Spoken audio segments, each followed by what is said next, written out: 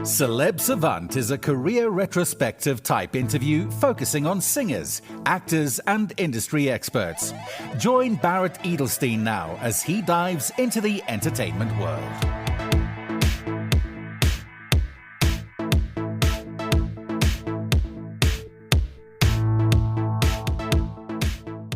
Money Badoo is a multi-disciplinary artist shaping the future of South African music through a fearless fusion of trap, R&B, pop, and experimental sonic worlds. Known for her bold, aesthetic, genre-bending sound and visionary art direction, she occupies a unique space where music, fashion, and performance collide. Her official debut in 2019 with All My Friends positioned her as a rising force, earning support from global tastemakers and placing her firmly on the radar of platforms championing next-generation talent. In 2022, she released her acclaimed debut album, Porn Star.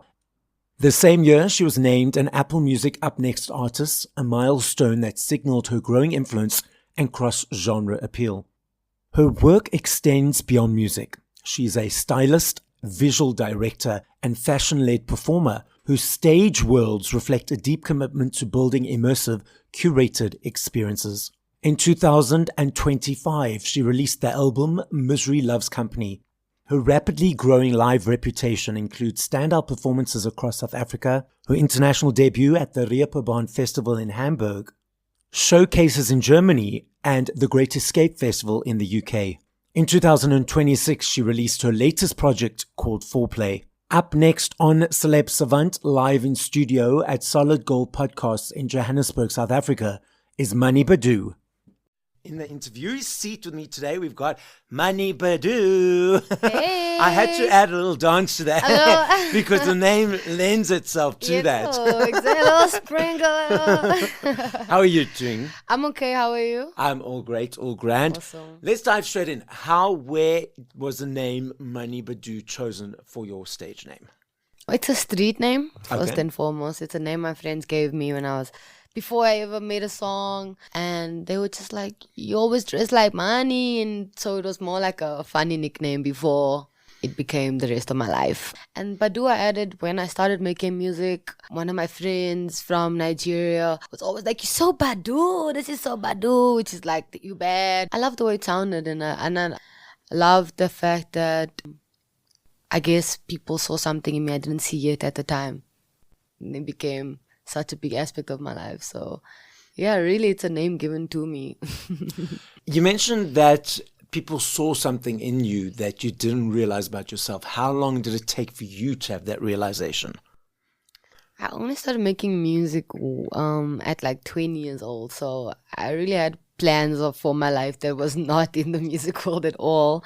I had an accident, to be honest, and I couldn't walk for about a year and a half. Oh, great. And I was 18 at the time. When everyone was going to college, I was kind of bedridden. And that kind of gave me perspective on life and the rest of my life. And I kind of made a decision that I would go after every single thing I've ever wanted to do, even the scariest parts, which was always kind of music. I had a little guitar when I was 12 and always sang, always played around with music, but never really saw myself at the forefront of it. Always thought that I'm more of a BTS girl. Yeah, after something traumatic happens to you, naturally, you're like more inclined to do things you're afraid of because nothing's scary anymore, right? When you go through the worst thing. I guess shortly after. So pre to the accident, what was the plan for the life? Fashion, law. Fashion maybe, like still felt a bit far, but at the time I was always doing fashion, always making clothes, even in high school. So it was either going into law school or doing something in fashion. But I still kind of had this belief that going into the creative world was going to be a plan B type of thing and not a plan A. But then I made a decision that I'm not going to live under society's terms and kind of make a path for myself. Because I am from a predominantly colored community called Annandale in the deep south of Johannesburg. And you're constantly made aware of the fact that your circumstances are most of the time what build the rest of your life. For me, I decided that that wasn't going to be the truth, and that I wanted a life different, and that I didn't know if I'd be broke forever, homeless, going into the creative, but I knew it's what I really love to do and spend my time. But that also took working funny jobs like teaching and a secretary and just like trying to make money. And the more I was trying to live by this like adult standard of life, have the job, be stable, the more I realized how unhappy I was and how it was not meant for me. And so I decided to take the scary route that no one in my family really also took.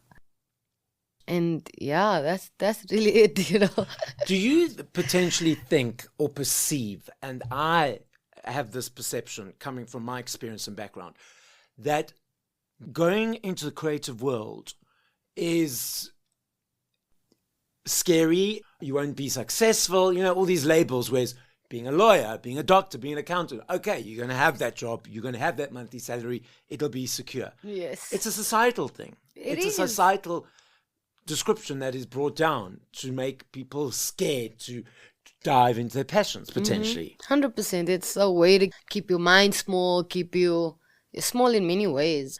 But also it comes with capitalism, and if you're not from money or from stability, you almost have no choice.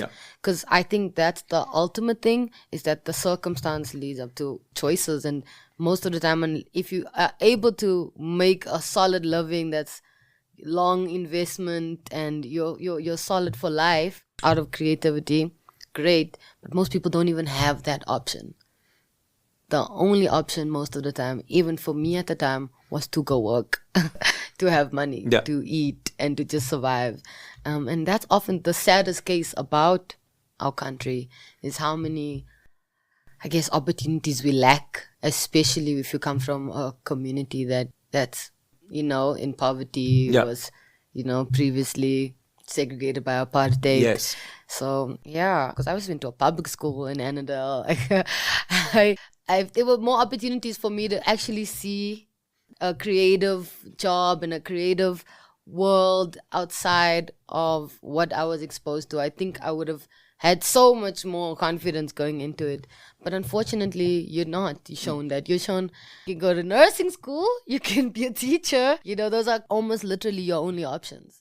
So it's unfortunate, but I do think that the future and what I would love to contribute to our society as South Africans is making sure that the kids that are in school right now have way more opportunities to go into art, and music and poetry, writers. I think I can only imagine how many beautiful stories and creatives there are from places who never had the chance to, who just fell into a job because that was the easiest way of survival. Yeah. I also think now it's less these days than it was years ago, because of the simple fact that so many people need to hustle to make more. So they've created more labels. There used to be this thing of, let's speak of Jane. Jane is a secretary, and that's who she is. That's a box, that's a category. When she finishes school through to when she retires. And that's why I believe when so many people retire, they go lose the plot, because they've been in this label for 30, 40 years. Now, who am I? Exactly. Who is Jane now that she doesn't have that label? But now, because of so many people having to hustle, it's a situation of, we can have more labels. So for the picture I like to create is that of the octopus. So the body of the octopus is Jane or me. Yeah. And you can have as many tentacles as you want. You can have one tentacle, you can have 500 tentacles. Yes.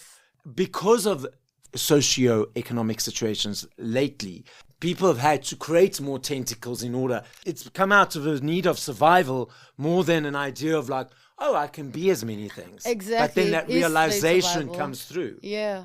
Jane the octopus. Jane the secretary is now Jane the influencer. Jane the baker. Jane the mukbanger.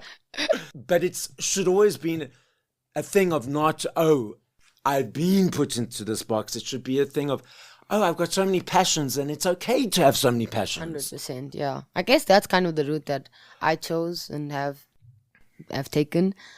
I really love fashion, and I really love being a creative as a whole. I love to write songs. I love to be in studio.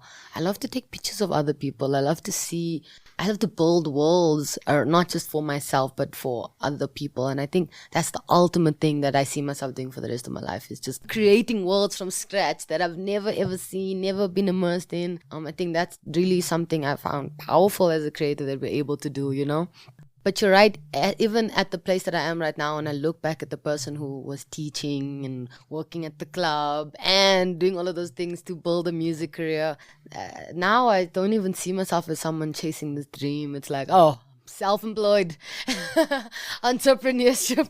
This is not like, it's fully a job. It's not even 9 to 5 anymore. It's 24/7. And you're constantly thinking of other ways to add on to your life, you know. Unfortunately, we're in a global recession, so it's fun to make art, but it's definitely even more better to make money.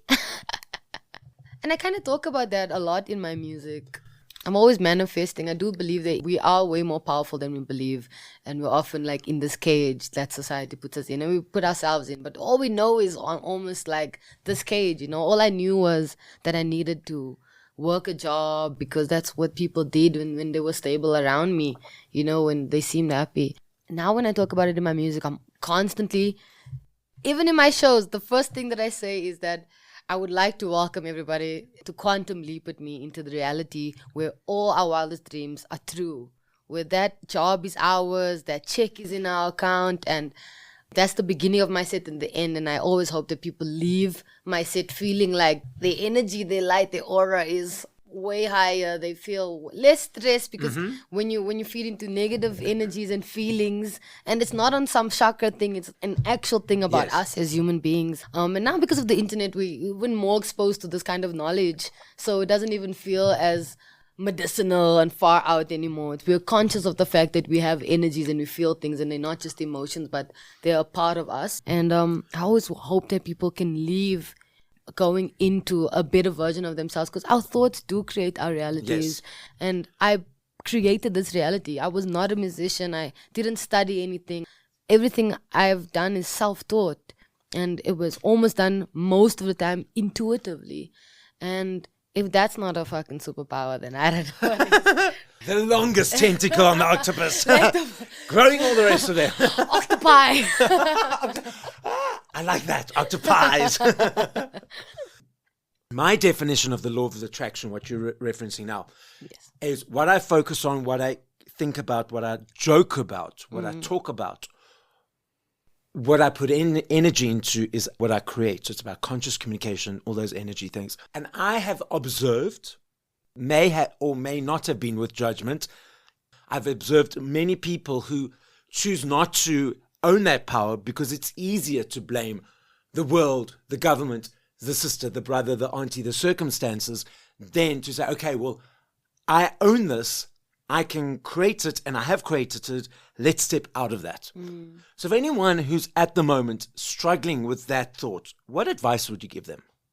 I guess we're all struggling, but you only have the time that you have to be present in this body, in this life, in this time. And don't waste it.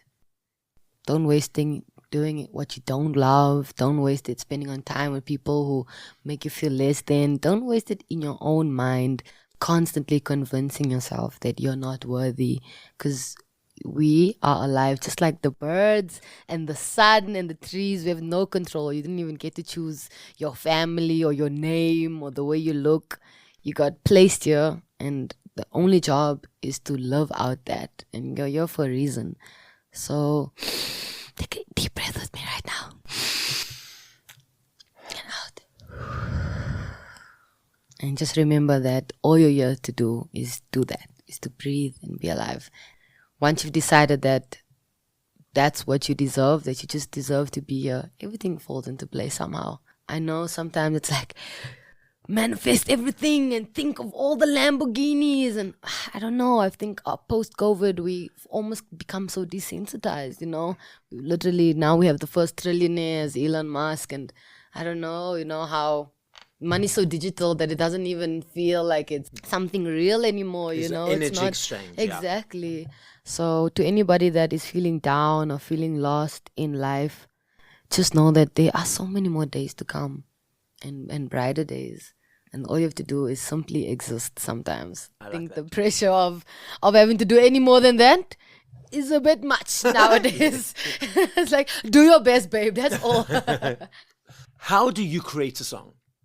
I recently started producing the past year, which has been so much fun. I'm an Ableton girl. But I mainly start writing from scratch. I hate writing at home or like in other places. But I do love to write when I'm like on a plane or in the car. Or sometimes melodies come to me when I'm like in the mall, especially for some reason. I don't know why. But I usually go into studio and start production from scratch and start writing from scratch. And I feel like in the moment, the energies feel like out of my control, which I love. I love to lose control in the creative moment. So that's most of the time how I write songs.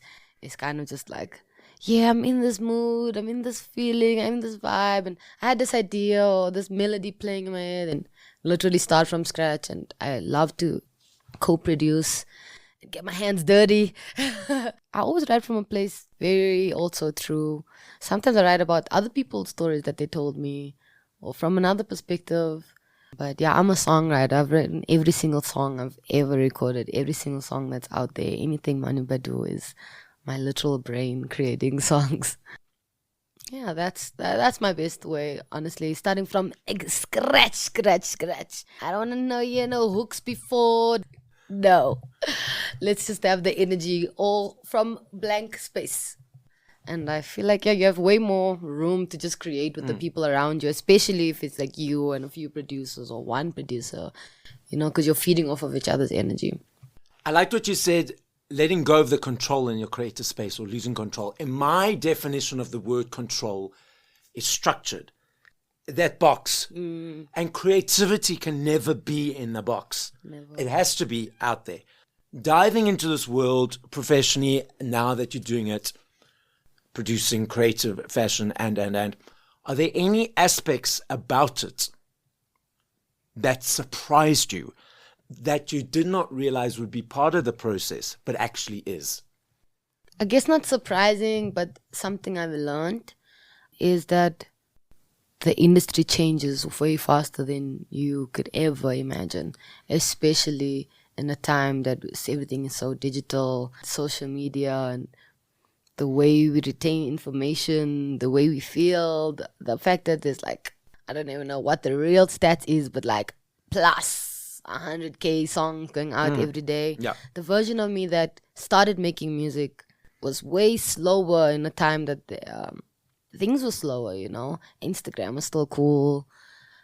Being a musician is still cool. Now we have AI, and the world has changed so much in the short period of time that I've been a musician. I can't imagine spending a decade doing music and how many times you have to adapt. So I think the one thing that has surprised me is how fast as a creative you have to adapt to the world. Whereas I think when you work in other spectrums, I mean, I could be wrong, but I think in any job that you do, you have to adapt to the times, right? Yeah. But I think as a musician, it moves like at the speed of light. Like what you thought in industry was 6 months ago, you're competing against different people, different musicians. Those ones maybe fell off.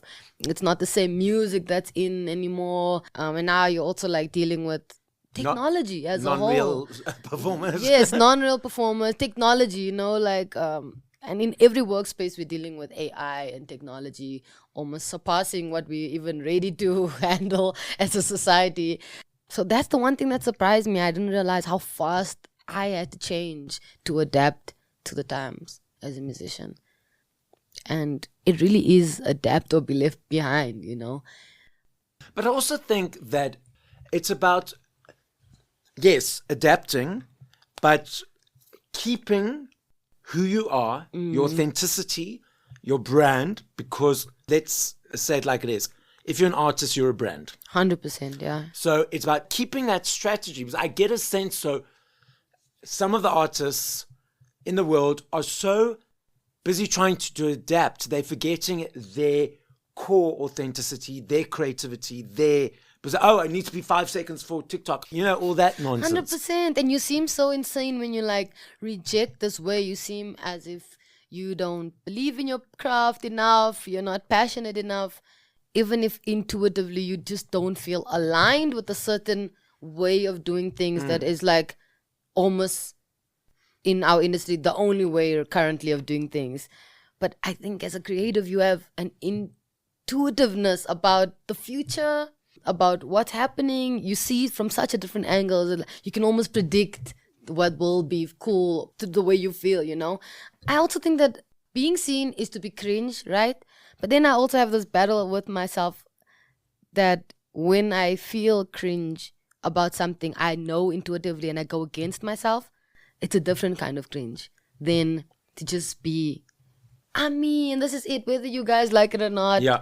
Right? Because I have that exact problem. I think a lot of creatives feel that way currently at the state of the world. It's like there's a war going on. There's just so many things around us to not want to be like, oh my word, it's so great to be a creative. But then there's also how lucky you get to be a creative, right? So, and when I say adapt, I guess I mean being conscious of the fact that the world is changing as a whole. And what is your contribution to the world as a creative, rather than adapting to what will make you blow up, what will make you go viral. Because I don't believe in that, You could be viral right now making a song about cows or anything, like that's how, how open and free the internet is not now. Nobody really cares. It's not like, I guess we all watched the Michael Jackson movie and saw a different kind of realm of the industry. Back then it was, not everybody had access to this kind of like viral to the world and the world seeing you. But now everybody has access. You could post your kid and your kid could go viral and be like known for like all around the world right now in an hour. And that kind of like fastness is what I mean by having to adapt. Yes. Because if you're not conscious of what's happening, I don't know if you can contribute really. I agree with you, but then it's also a situation of people then not chasing that virality, as you already mentioned, and continuing to release from a place of heart, light, and intention. Because I get a sense a lot of people are like, oh, they got 2 million. Why is this one not? And I've gotten caught in that. Like, oh, this one blew up. And now TikTok's changed algorithms and I'm not getting this amount. I'm like, you know what? I'm doing the same thing. I've got the intention. I've got the content. I've got my character, which is quirky and wacky and so I'm not going to change. I don't care what the algorithms do now. Exactly. That's powerful though, to be able to well, it's be taken me a while.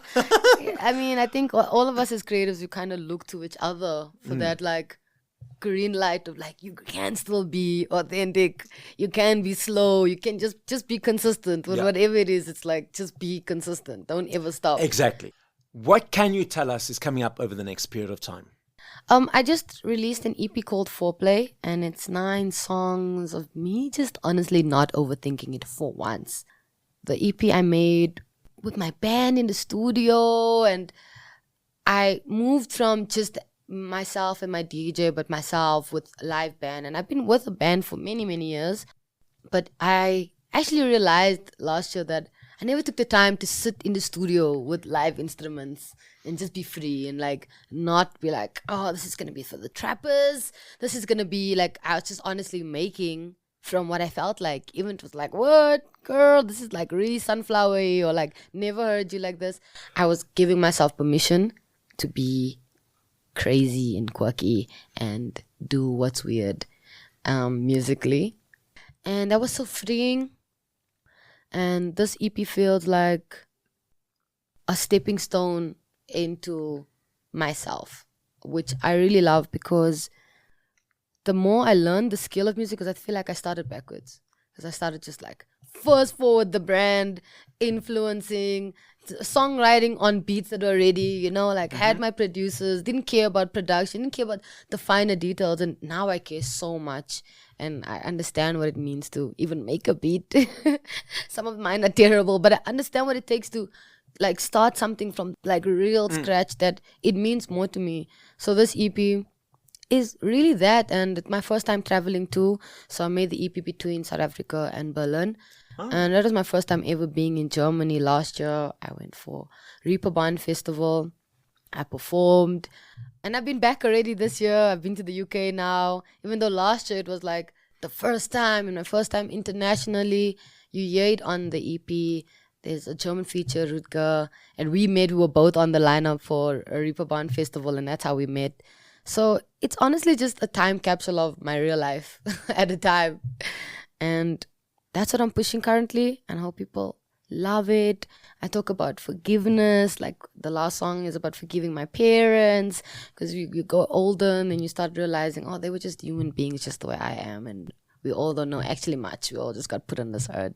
So yeah, next I'm just giving myself time to create again. I don't know where, I don't know what. I just know that I'm growing so much and I'm refining my skill, and I think that's the most exciting.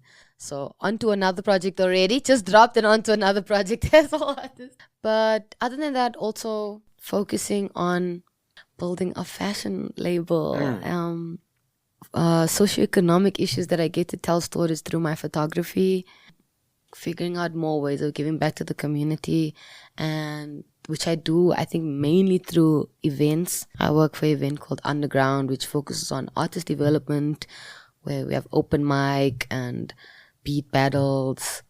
I'm just part of the team. Shout out to my friend Benjamin. And I have my own event called, I can't know if I can say it on here, but Bitches Love Margies. And it's a margarita event, and I'm a bitch who loves margies. And it's just about female curations, always female DJs mainly, and a space that we can just enjoy tequila and margaritas. But also, if you know, when you're putting that outfit on and you come into a space where you can have the greatest night ever with the girlies. So I feel like, yeah, what's next is refining all of those aspects about myself, growing even deeper, finding way more ways to capitalize off of them. But besides just making money, I know that my true passion and the real thing I'm meant to be doing is helping other people. So finding ways to help my community as much as I can is the one thing that makes me more excited than everything else. So find ways for my creativity to do that on a larger scale is currently where my mind's at. Extending the tentacles on all the octopi. Yo, extendo, like extension cords, but the one that's like plugged into the other extension cord. There's like a really long cord going around the house. What do you enjoy about performing live? I enjoy losing control once again. I mean, you have a sense of control. You know your set. You know, you've rehearsed it. But there is a sense of me that goes away in my mind. You know, my mind's quite quiet and silent. And that's what I love the most about being a creative overall and a musician. Music allows me to not be in the back of my mind, but present. And I love performing. And I also love naturally being able to connect with people and seeing them enjoy and participate even in 30 minutes of my time in my music, in my world. So that's what I love the most, is interacting with people, but also, like I said, losing control of the mind. Anything that brings me back to the present moment, I'm like, hell yeah. That's what I want to be doing for the rest of my life. Okay, so I'm a dude that's right up in front. I'm jamming, I'm dancing. I'll take my phone out for a couple of songs, couple of videos, photos, and I put it away. I notice these days a lot of people are busy on the phone, and you reference that connection and that exchange. Do you not find from the person on the stage observing potentially a bunch of people busy with their phones, it takes away from that moment, or it's just where society is at this stage?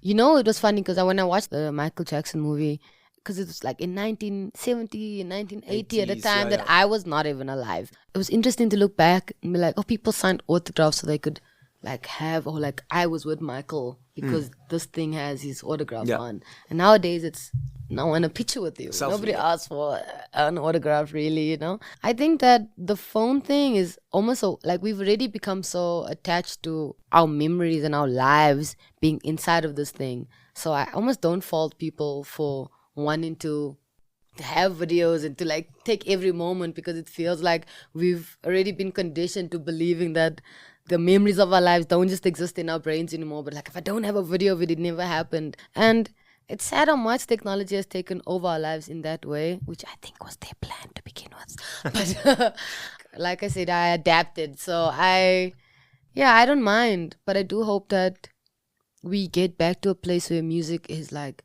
I came here to de-stress. I came here to enjoy. I came here to not think about my stresses. I came here to be completely engulfed in this moment, in this time. That's what going to concerts was about initially. You know, going to go enjoy. It was just to let go and be free. And now you kind of don't even have that because you're connecting to an audience. But then again, also, it's like a double-edged sword. Because if someone's live and I didn't get to watch a concert, I'm so grateful that they have their phone. Because I'm like, yes, I get to see it even if I don't get to be there. So, yeah, it is such a double-edged sword. Yeah, I don't mind it. I'm also like, damn, at least that's some extra content that I can post later on. Yeah, I really don't mind it.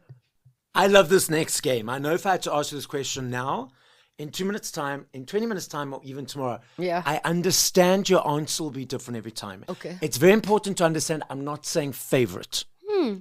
I'm saying top of mind. Once we finish, you get in your car, you drive home, 5 other artists that you want to listen to. Just top of mind. Who would those artists be?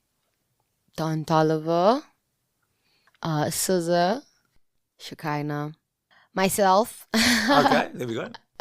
And recently Drake. Okay. I mean, we're all in that phase, but I've been going back. Like, Nothing Was the Same is the album that I'm currently listening to.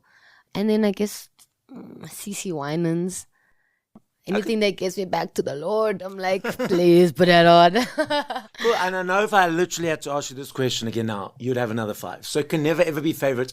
There's too many for favorites. Oh, you're right. I love that. Yes. Thanks. That was I didn't realize. And now I get it. There's never a favorite. Yes. Yeah, it's just like the time of your life, you know. Yeah. That's the beauty around like the art of music, is that it's like a cushion, you know. When I'm feeling sad, I know what phase of my life I'm in, and that's the reason I'm listening to these 5 artists. And I know that maybe in a few months it will change. Exactly. Or even next week it will change. I'll be in a different vibe. 5 hours it will change. I love that. So Money, the podcast is listened to throughout the world. As a final message, what would you like to say?